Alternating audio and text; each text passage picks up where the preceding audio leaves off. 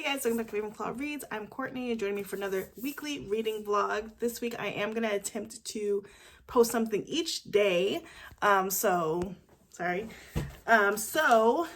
hopefully I can make that happen. This weekend was a good weekend for reading. I got a lot done, so that was great. So let me tell you what I read. Okay, so first I read Summer Romance by Annabelle Monahan. She also wrote Nora Off Script, which I read wasn't last year, it was earlier this year, and I really liked it. Summer Romance is a cute novel. This book follows Allie, and she is a professional organizer, and she has a friend, of course, and her friend's little brother, she ends up liking and dating, although she didn't know it was her little brother. So I guess the guy Ethan and Allie went to high school together. Her best friend is Franny, and Ethan looks, I guess he's like a couple years younger than them, so she didn't really pay attention to him in high school at all. But she sees him out walking a dog, sparks fly, and they start kind of dating. I gave this book 4 stars. I thought it was really well written. I liked just the style of writing. I really like Annabelle Monahan's writing. I have another book of hers I need to read still. I don't know if I can find it on my Kindle because it was kind of far back. But I think it came out last summer, or maybe the summer before. I guess she comes out once a year with the summer book. I know I read Nora Off Script, and there's another one from her. Anyway, really good book. I loved the characters in it. It was just the right amount of romance, and it was mostly closed door, so I don't mind closed door or spicier books. I just don't like when books are like unreasonably spicy for no reason. Like, we don't have to have only spice. That I don't like that. So I really liked that.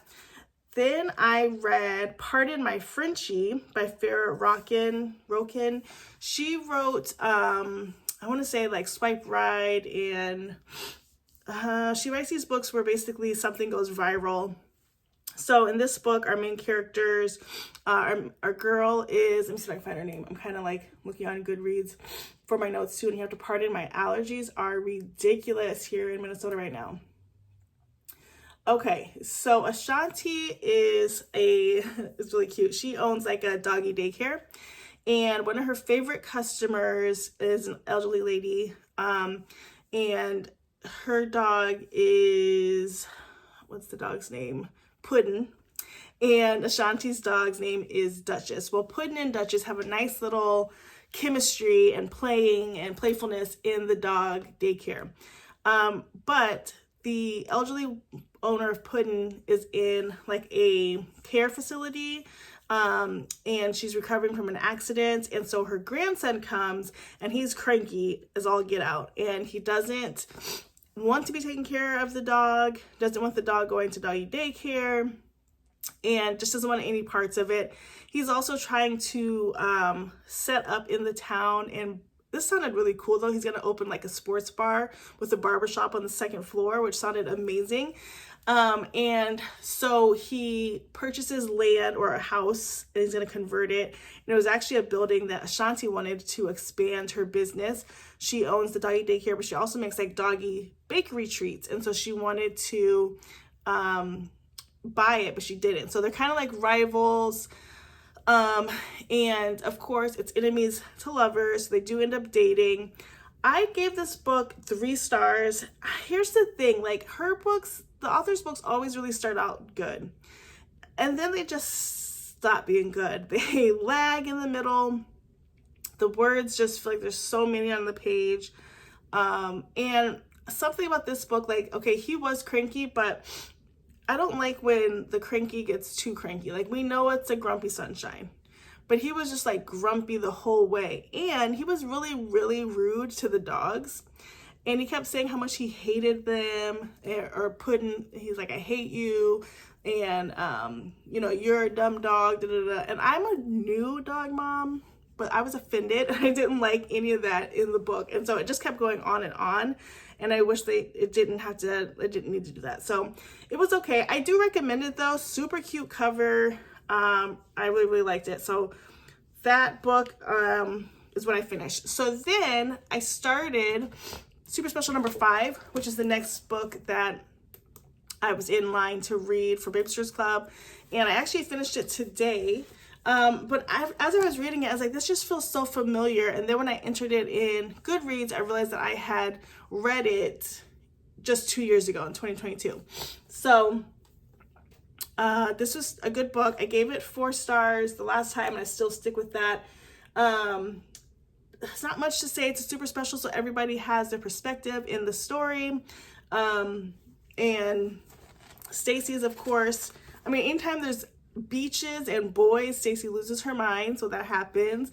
Claudia meets a guy. Mallory tries to change her entire personality in life. So, I mean, it is a good one. The thing that I talked about in my weekly wrap-up, which if you didn't watch it, go check that out, was that the first pages are unreasonably, like, I can't even like believe them. So it starts with sort of like a prologue of like how they start the trip.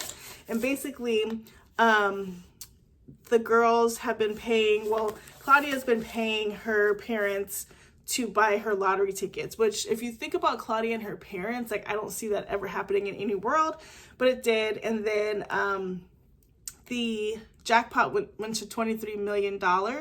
And so everybody pitched in and bought tickets, and then Dawn's mom bought the tickets, and they did not win the big prize, but they matched 5 of the 6 numbers, so they got $10,000 and split it, and they decided they would go to California with their money. So unrealistic but fun, but finished that. And then in the background, I have been listening to Christina Lauren's The Paradise Problem.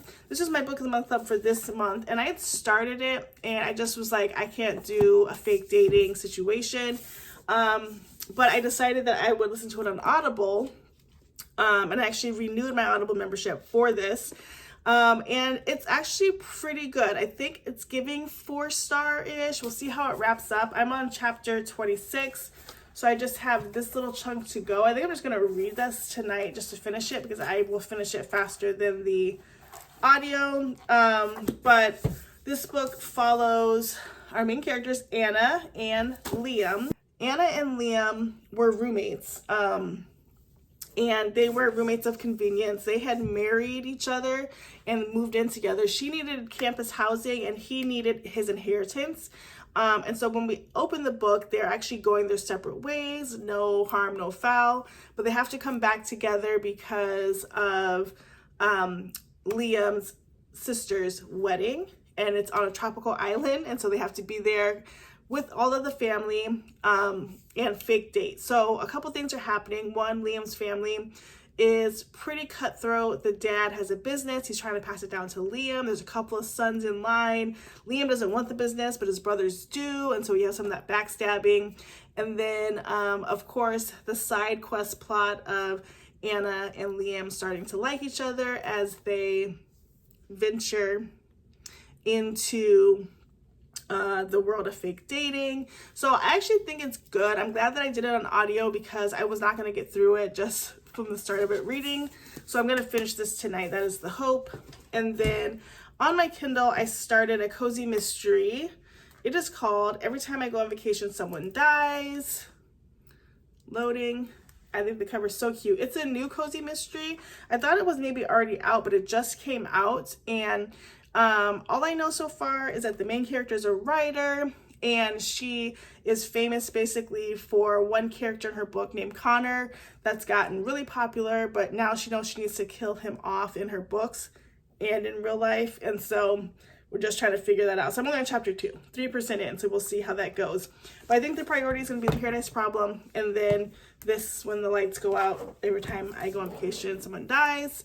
But like I said, it was a pretty good reading weekend. Looking to jump into this week. I have a pretty light week at work, which is a blessing. I have not had that in a while. So by light, I mean I don't have a lot of meetings. And so if you are like in a corporate space, the meetings are what take you down, because you're in meetings to plan what you're going to do, but you never do what you said you're going to do because you're in a meeting. So it's a beautiful week when I don't have as many meetings, and so I can do some of the paperwork stuff, but also I won't be so drained.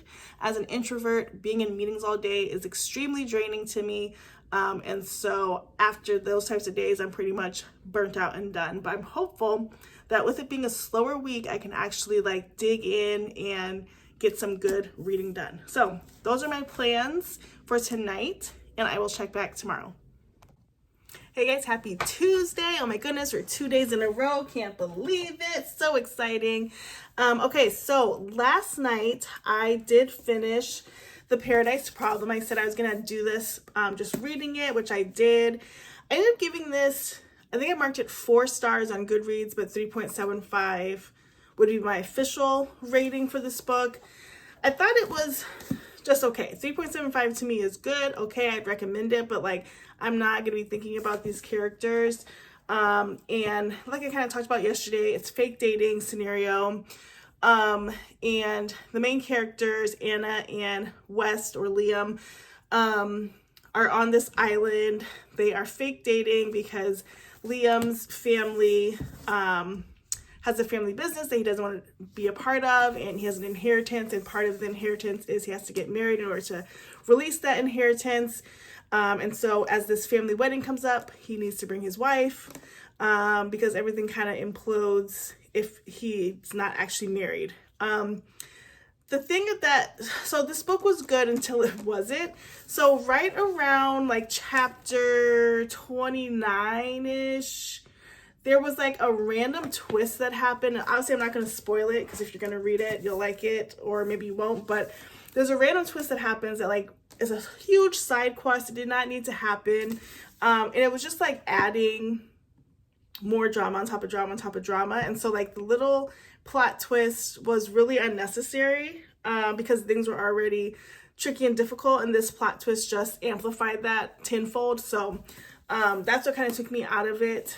And yeah, so it's going on the bookshelf. I mean, I have I do like Christina Lauren as an author, but I think that they can be hit or miss. And I think when I think back about the books that I've read of theirs, more are misses for me. I'll still buy their books, but yeah, I'm not going to be thinking about this book at any point. So there's that. Okay, and then last night I was reading more of Every Time I Go on Vacation, Someone Dies. This book is a cozy mystery, and it is, let me just pull it up. It is the story about a woman. I'm about 10% in. A woman, she's an author. She's written a book and a series of books, and one of the main characters is based off of somebody in her life. And the book started getting popular, and like she's kind of in the spotlight because of this main character. And his name is Connor, and he also travels with her. There's all these rumors about them dating, whatever. It's like, whatever it is, I don't know what the issue is yet. She's tired of him, and she's thinking about killing him off in her book. But he thinks, as they're in Rome doing a book tour, that somebody really is out to kill him. And so they're trying to figure out who would be out to kill him. And so I'm there, 10%. It's okay. It's not something that I'm dying to pick up, but it is a good nighttime read on the Kindle. And so I enjoyed that. All right, now today is New Release Tuesday, and I was really trying to hold back because my Book of the Month Club books had a lot of books that I wanted to read, but it doesn't come until next week, which doesn't sound bad, but I really am waiting for those books to continue with my reading. So I went to Barnes just to look.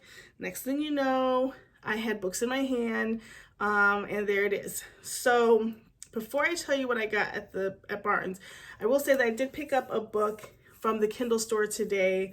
This book is called I Hope This Finds You Well. It came out May 21st, 2024. It is by an author named Natalie Sue. I've never heard of this author or the book, but it just came up on like one of my recommended. I went to look for it at the library on Libby, and it was a 22-week wait. And I don't know if it's just the area that I'm in or the popularity of Libby now, but like Libby, unless it's a really obscure book or years old, you're looking at like 5 months wait for a book in my situation, and I just can't do it. So if it's like a book that I do want to read and it's a 22-week wait, I'm just buying the book. But this book says, as far as Jolene is concerned, her interactions with her colleagues should start and end with her official duties as an admin for Super Shops, Inc. Unfortunately, her irritating, incompetent coworkers don't seem to understand the importance of boundaries. Her secret to survival? She vents her grievances in petty email postscripts, then changes the text color to white so no one can see. That is until one of her secret messages is exposed. Her punishment? Sensitivity training, led by the suspiciously friendly HR guy Cliff, and rigorous email restrictions. When an IT mix-up grants her access to her entire department's private emails and DMs, Jolene knows she should report it, but who could resist reading what their coworkers are really saying? And when she discovers layoffs are coming, she realizes this might be the key to saving her job. The plan is simple: gain her boss's favor, convince HR she's Super Shops material, and beat out the competition. But as Jolene is drawn further into her coworkers' private worlds and realizes they are each keeping secrets, her carefully constructed walls begin to crumble, especially around Cliff, who she definitely cannot have feelings for.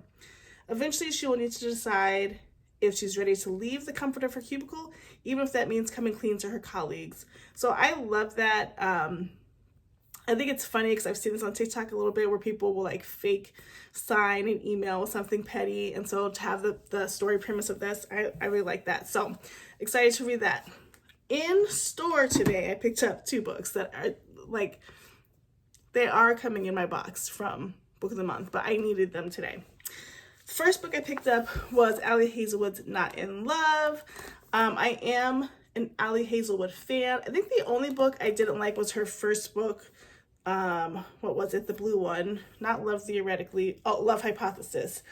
That's the only one I didn't like. All the others I have liked. And I do have the Love to Loathe You series, like the little mini novella she had, and I didn't really get through that, but everything else she's read, I really like. And this book is starting out really, really cute.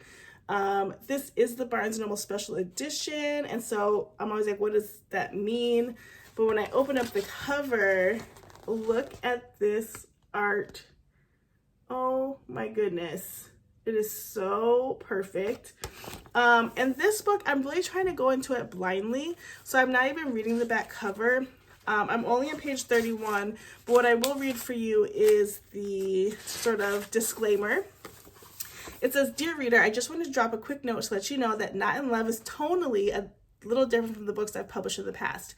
Rue and Eli have dealt with and still deal with the fallout from issues such as grief, food insecurity, and child neglect. They are eager to make a connection, but are not sure how to go about it except through a physical relationship. The result is, I think, less of a rom-com and more of an erotic romance. Rue and Eli's story has, of course, a happily ever after, but it also contains some serious themes, and I wanted to give you a heads up so you know what to expect. Love, Allie." So I like that because, you know, it's not the typical sort of rom-com, but I'm really trying to stay in the dark with this, and so far I'm enjoying the ride. And then I wasn't going to do it. I wasn't going to do it until I saw Sprayed Edges. And this is The Rom-Commers by Catherine Center. Again, this is in my Book of the Month Club box. But Sprayed Edges, there was a discount. And so I picked this up. I'll just take the dust cover off. Yep, this is the book itself. So pretty. And then the inside cover is just nice. So this also feels like the Real Americans book with the sprayed edges and the sort of heaviness. But I do like Catherine Center's writing. I can say I liked The Bodyguard. I did not get through Hello Stranger, only because I think the premise is kind of asinine. And so now I'm excited to read this one. And this one says, Emma Wheeler desperately longs to be a screenwriter. She's spent her life studying, obsessing over, and writing romantic comedies, good ones, that win contests. But she's also been the sole caregiver for her kind-hearted dad who needs full-time help. Now, when she gets a chance to rewrite a script for famous screenwriter Charlie Yates, the Charlie Yates, her personal writing god, it's a break too big to pass up. Emma's younger sister steps in for dad duty, and Emma moves to LA for 6 weeks for the writing gig of a lifetime. But what is it they say? Don't meet your heroes? Charlie Yates doesn't want to write with anyone, much less a failed nobody screenwriter. Worse, the romantic comedy he's written is so terrible it might actually bring on the apocalypse. Plus, he doesn't even care about the script. It's just a means to get a different one greenlit. Oh, and he thinks love is an emotional Ponzi scheme. But Emma's not going down without a fight. She will stand up for herself and for rom-coms and for love itself. She will convince Charlie that love stories matter, even if she has to kiss him senseless to do it. But what if that kiss is accidentally amazing? What if real life turns out to be so much more real than fiction? What if the love story they're writing breaks all of Emma's rules and comes true?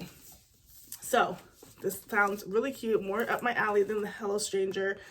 So looking forward to that. But these are the ones that I was like really trying to tear down. So there's like 4 books that I want to read. So it's these 2, Jackpot Summer, which is coming, 1-star read, and then Every Time I Go on Vacation Someone Dies. So these are like the top books that I want to read. So the fact that my box doesn't come until next week is just unacceptable. And I get these were pre-ordered books, but I need them, especially when I've seen influencers get their box and they already had these books. So like, let's not play the games. If you're going to give them to influencers who are at a certain level, give them to everybody. That's my rant. I still love Book of the Month Club. Okay, the last thing I'll talk about today is I have made a decision. You won't be surprised, but I decided that I am going to pick up the Kobo Libra 2 color with the pencil, and mostly because 2 things. 1, I am intrigued by a color e-reader. I want to do a review for you guys. I want to compare the Scribe with the Kobo Libra. I want to talk about the writing. I want to talk about how the pen works, the glide, where you can write, how you can highlight, annotate, things like that. And then I also saw that somebody has a way that you can download your Kindle books onto your Kobo. And so you could pretty much take your Kobo anywhere now. And so if I can figure out how to do that, that would be great. I also was kind of holding out for the Kindle version of the color. However, I did hear rumors that there was going to be a Kindle version of a color e-reader. However, it's going to be the size of a Scribe. I don't need another size of a Scribe device. And so that's more reason why I was like, okay, I don't need that. And I think of color for Kindle, I already have a Fire. So, I just feel like I didn't need it. But the Kobo Libra seems a little bit better for me. And I'm more excited about that. So that is what is up for Tuesday. I am going off to read more of this. It's reading pretty quickly. Like I said, I'm only on page 31, but I've just really started reading it. So if I can get another like 50 or 60 pages down before I go to bed, that would be great. However, I've really been knocking out every night. It's like one of those falling asleeps where you don't even remember how you fell asleep, or just all of a sudden it's the middle of the night. So we'll see how far I get. But that's the update for Tuesday. I will see you tomorrow. Hey guys, happy Wednesday. I can't believe I'm doing this 3 days in a row. This is unheard of. I haven't done this in a long time. But hopping on to tell you more about what I read today. It's really simple. All I've read today is Not in Love by Ali Hazelwood. I am on page 129. So I've only read this. I've got a good chunk to go. I'm going to read some more after I film. It's really good. So I do, like I said yesterday, love Ali Hazelwood books. I did not love Hypothesis, but every other book has been stellar for me. And in this book, we're with Rue and Eli.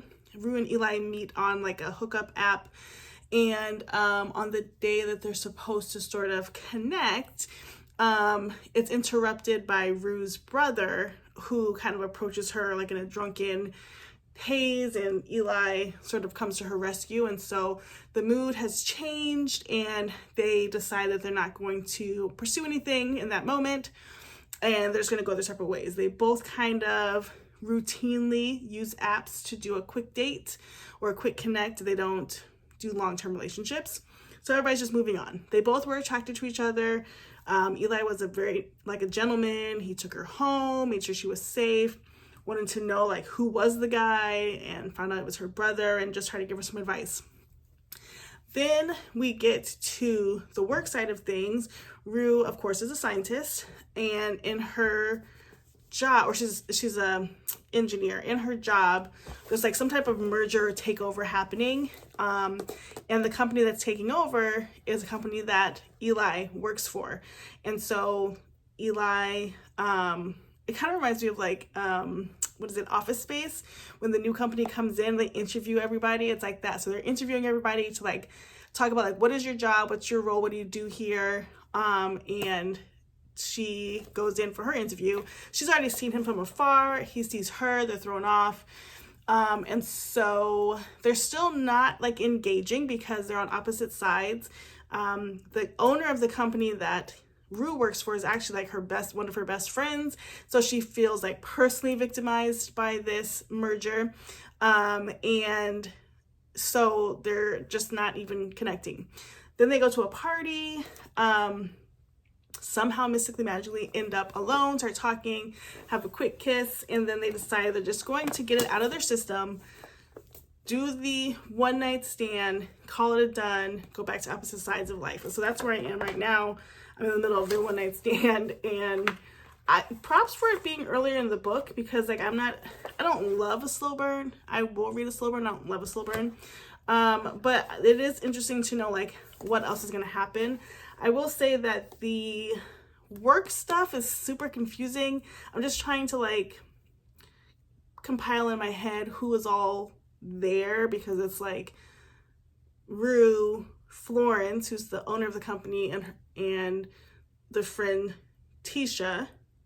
Tisha and Rue have been friends since like first grade. And then we have Eli, and he's got a friend. I don't know, there's just a lot of people that aren't as significant. So trying to keep them all straight when it comes to the business side has been tricky, but nobody cares about the business side, to be honest. The other thing in this book, which I know they talked about, I said this yesterday in sort of like the trigger warnings, and I don't find these to be trigger warnings in my opinion, but Rue comes from like a really underprivileged background, and has talked a lot about food insecurity and just kind of being poor, growing up and things like that. And I don't know, I don't find that to be a trigger. And as somebody who didn't grow up with a bunch of money, like I don't find it to be a trigger, but I appreciate Allie putting it in the space in case it is for somebody. And I haven't really deep dove into all of the disclaimer parts, but so far so good.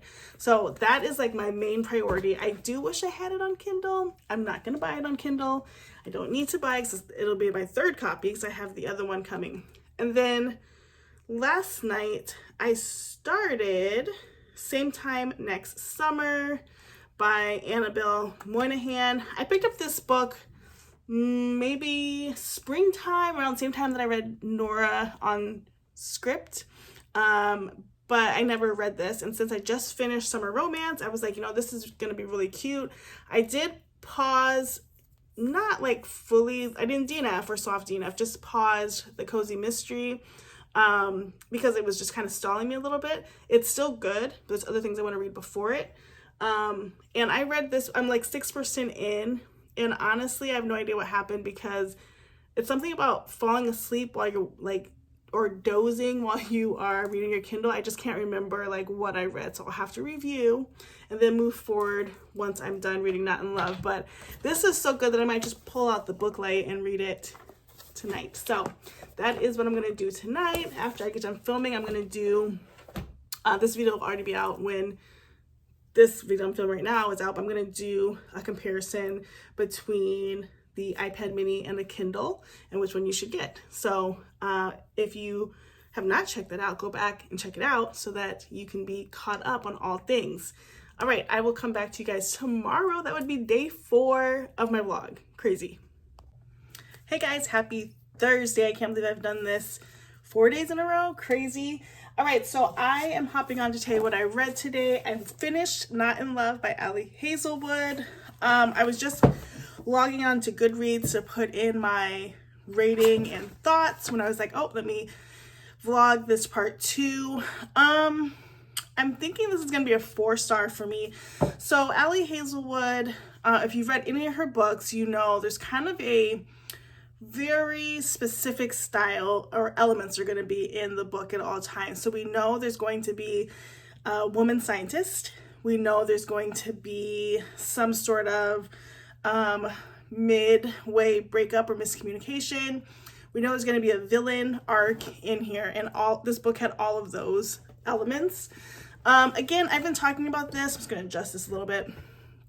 I've been talking about this, but this book starts off with trigger warnings, specifically about like food insecurity and just basically overall growing up being poor. Appreciate the heads up. I was not triggered, so I was okay. I think the reason why this isn't getting 5 stars for me is that the villain plot was a little weak and it was kind of a reach.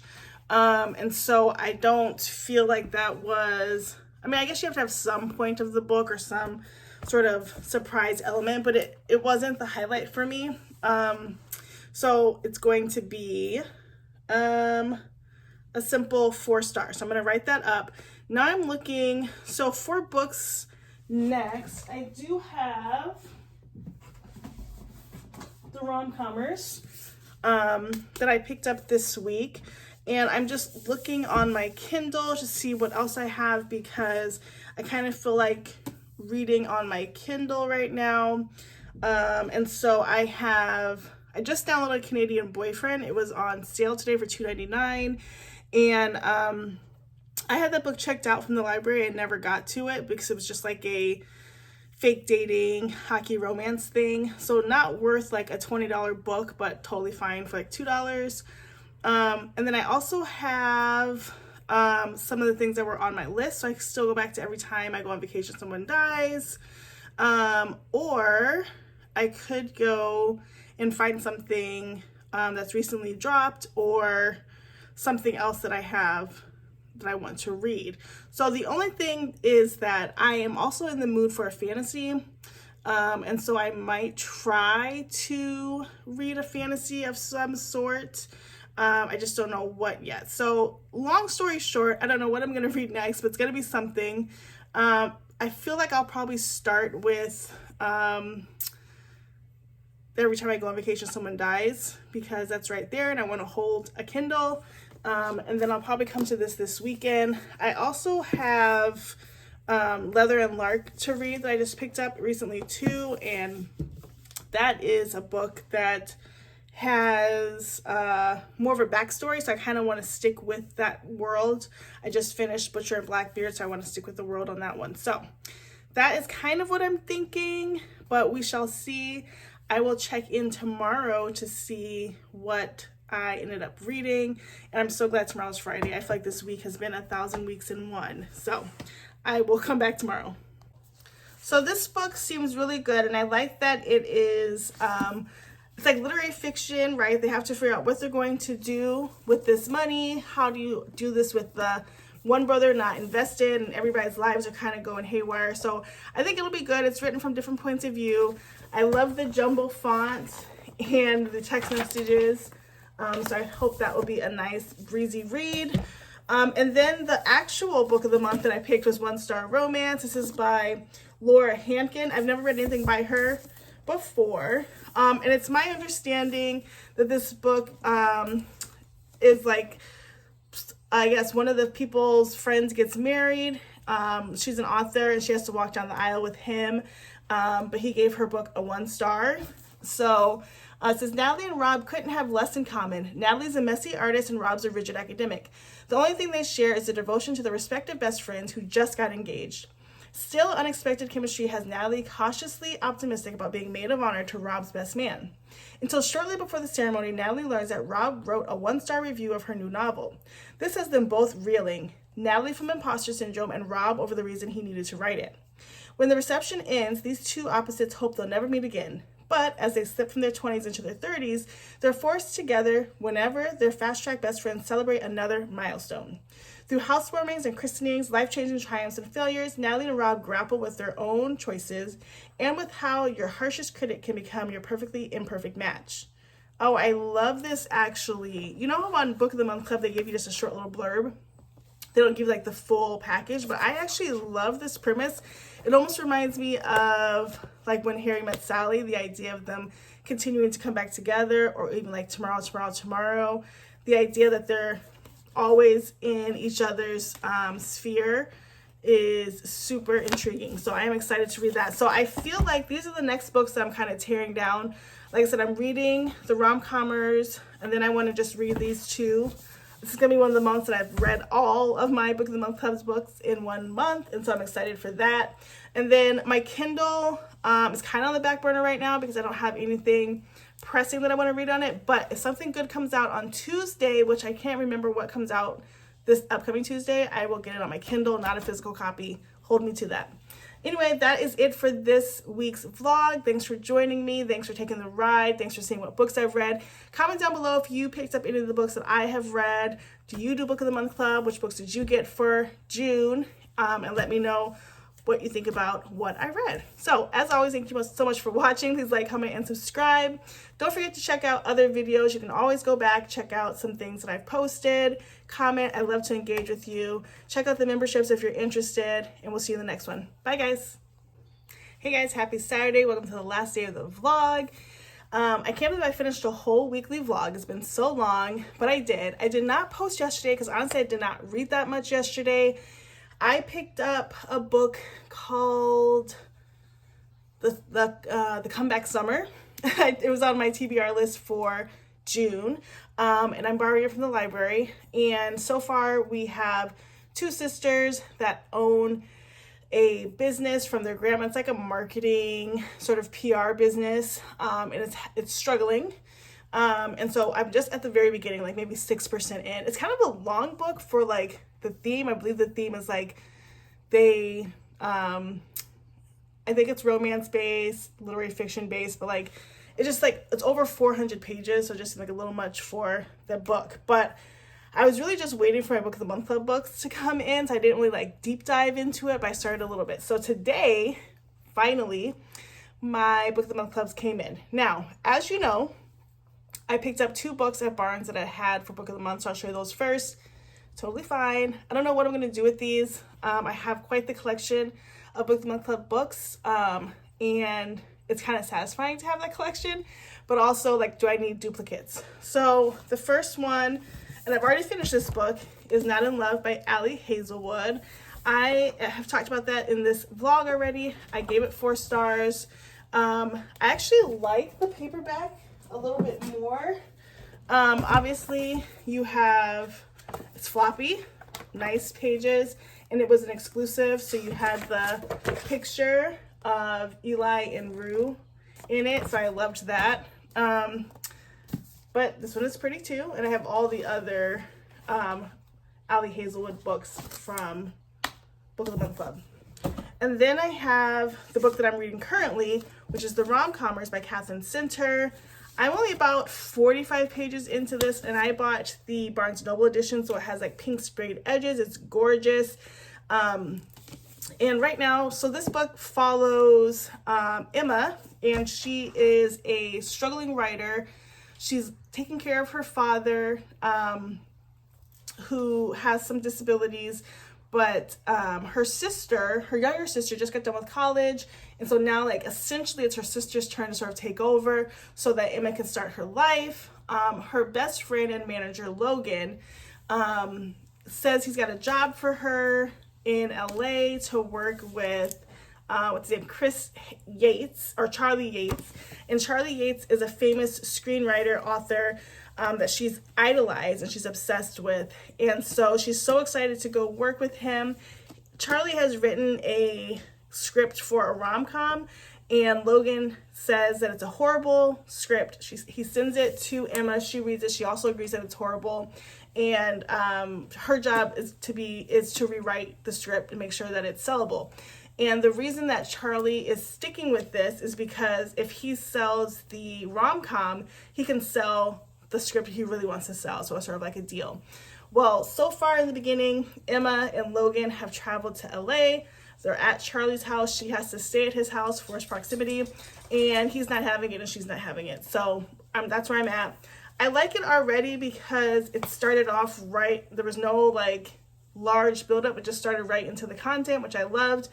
And so I didn't feel pressured or rushed because I feel like this is a kind of book that I can tear through really easily. So I'll probably finish this tomorrow at the latest Monday. And then the other books I got was The One Star Romance and Jackpot Summer. Jackpot Summer was another add-on. I heard about this on other YouTube channels and thought it sounded really, really cute. And so it says, the four Jacobson children were raised to respect the value of $1. Their mother reused tea bags and refused to pay retail. Their father taught them to budget before he taught them to ride a bike. And yet, now that they're adults, their financial lives are in disarray. The siblings reunite when their newly widowed father puts their Jersey Shore beach house on the market. Packing up childhood memories isn't easy, especially when there's other drama brewing. Matthew is miserable at his corporate law job, and wishes he had more time with his son. Laura's marriage is imploding in spectacular fashion. Sophie's art career stalled while her boyfriend is on the rise.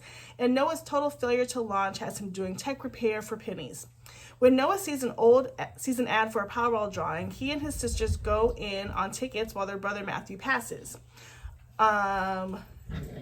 It goes awry when one of the tickets is a winner, and 3 of the 4 Jacobsons become overnight millionaires. Without their mother's guidance, and with their father busy playing pickleball in Florida retirement village, the once close-knit siblings search for comfort in shiny new toys instead of one another.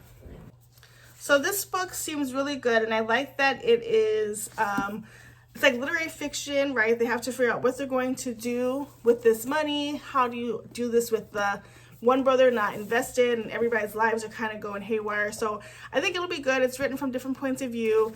I love the jumbo font and the text messages. So I hope that will be a nice breezy read. And then the actual book of the month that I picked was One Star Romance. This is by Laura Hankin. I've never read anything by her before. And it's my understanding that this book is like, I guess one of the people's friends gets married. She's an author and she has to walk down the aisle with him. But he gave her book a 1 star. So it says, Natalie and Rob couldn't have less in common. Natalie's a messy artist and Rob's a rigid academic. The only thing they share is the devotion to their respective best friends who just got engaged. Still, unexpected chemistry has Natalie cautiously optimistic about being maid of honor to Rob's best man. Until shortly before the ceremony, Natalie learns that Rob wrote a 1-star review of her new novel. This has them both reeling, Natalie from imposter syndrome and Rob over the reason he needed to write it. When the reception ends, these two opposites hope they'll never meet again. But as they slip from their 20s into their 30s, they're forced together whenever their fast-track best friends celebrate another milestone. Through housewarmings and christenings, life-changing triumphs and failures, Natalie and Rob grapple with their own choices and with how your harshest critic can become your perfectly imperfect match.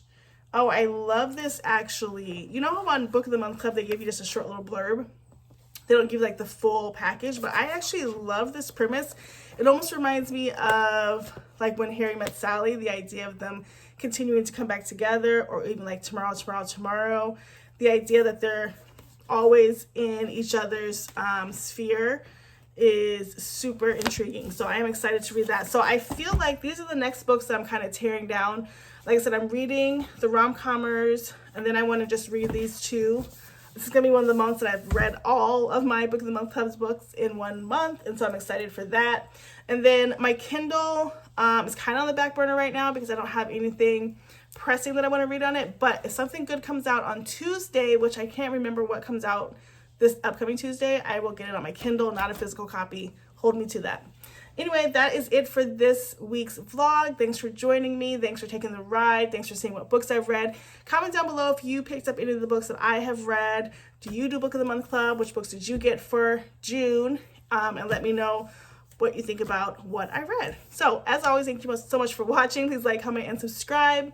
Don't forget to check out other videos. You can always go back, check out some things that I've posted. Comment. I love to engage with you. Check out the memberships if you're interested, and we'll see you in the next one. Bye, guys.